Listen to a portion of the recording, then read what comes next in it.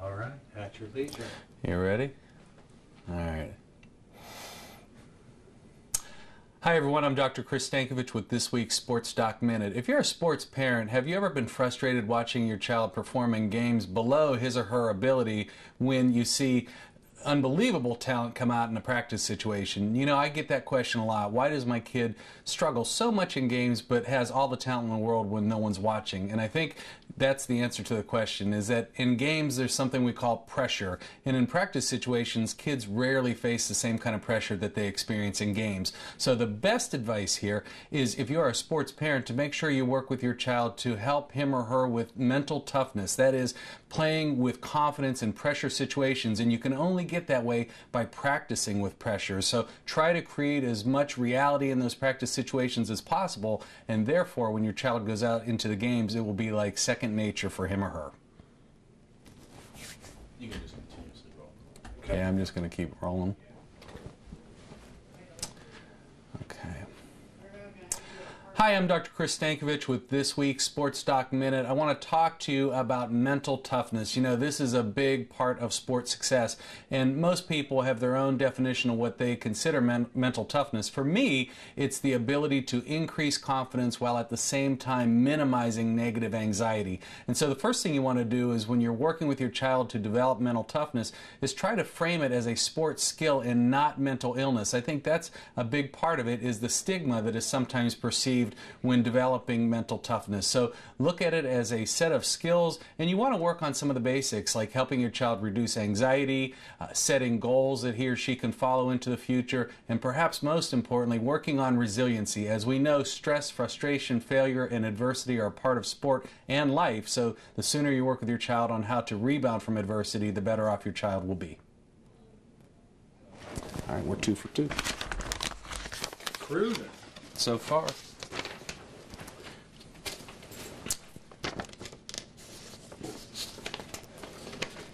All right.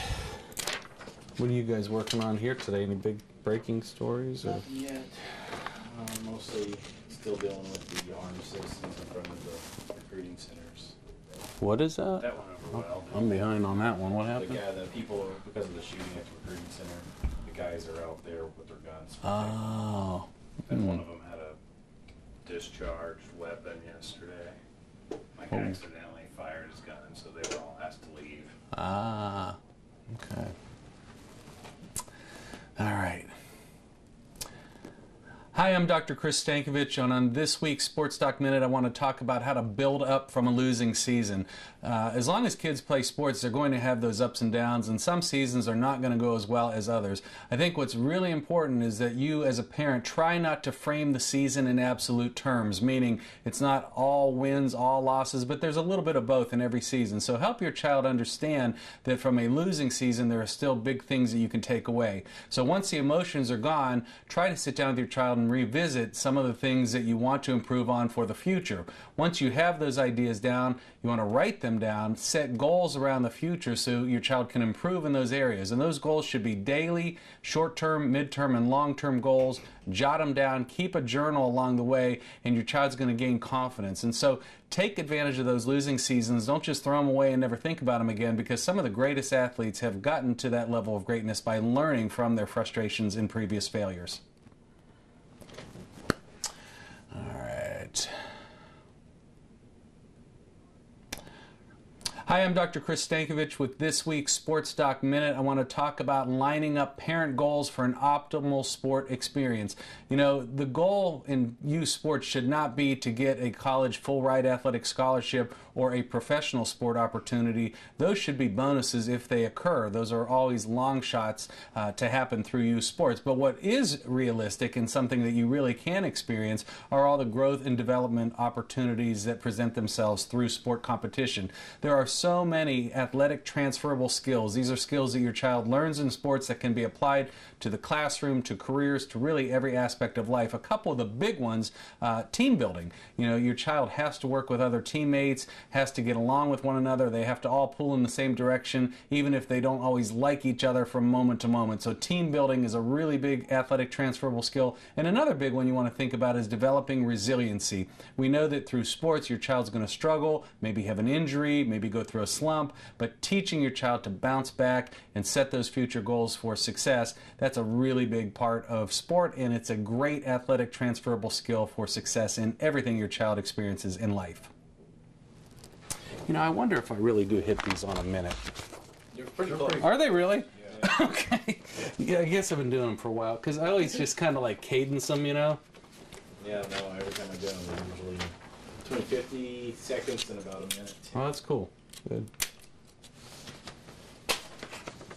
All right. I have 7 of these, but if I keep knocking them out, you won't see me till Christmas. Right? So, all right. Am I in frame? Okay. Hi, I'm Dr. Chris Stankovich. On this week's Sports Doc Minute, I want to talk about handling cuts. While every child will not go through being cut, there are many kids that are part of a team or in a sport where there are cuts, and I want to talk to you for just a moment about that. First thing I want you to do if you're a sports parent is do not immediately yell politics. So many times we hear this in sports.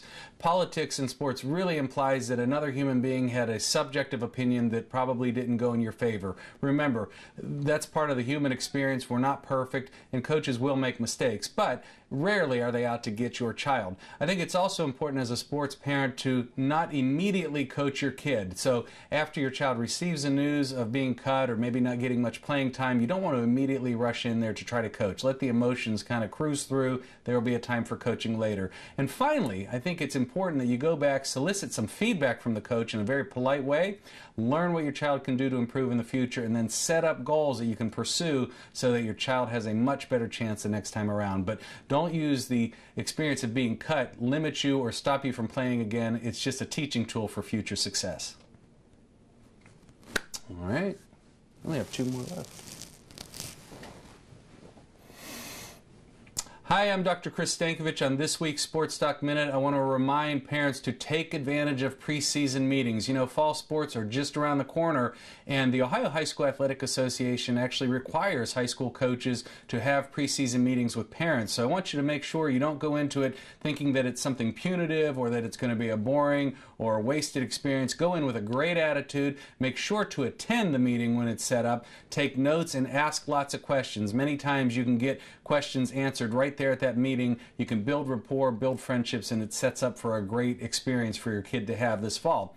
I also think it's important that you as a parent during these meetings find out ways in which you can help. Schools are always looking for help, be it through volunteering or with the boosters, but be a part of the program, help your child succeed, help the program succeed, and I guarantee you're going to set yourself up for the best experience possible.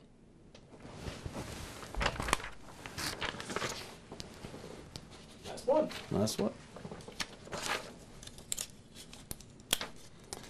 All right. I don't know when this is going to run, so I just did this one for fall sports, but you can do it whenever you want, Joe. I got a little piece of tape on there. Okay, thanks. Yeah, I don't want to hold you guys up. Okay. All right. Good. Okay.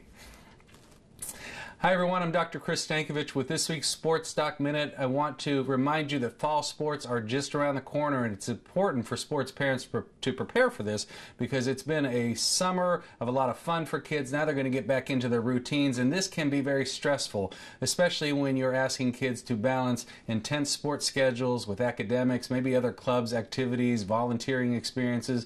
It can be a lot. So make sure that you talk about it, prepare for it ahead of time, and help your child with a couple fundamental skills that will help your child succeed. Number 1, time management. Teach your child how to keep some kind of a planner so that he or she can balance all the different activities going on, including that intense sports schedule. Number 2, communication. You want to remind your child to talk to his or her teachers, coaches. There may be conflicts out there. In some cases, kids actually play 2 sports at the same time, so they really have to communicate well. And finally, stress management. There's a lot going on for kids anyway, and now you've got school back in the mix. So you want to really prepare for that and teach your child a couple ways to deal with that stress that's likely to occur. Best of luck this fall. All right. Perfect. Thanks, guys.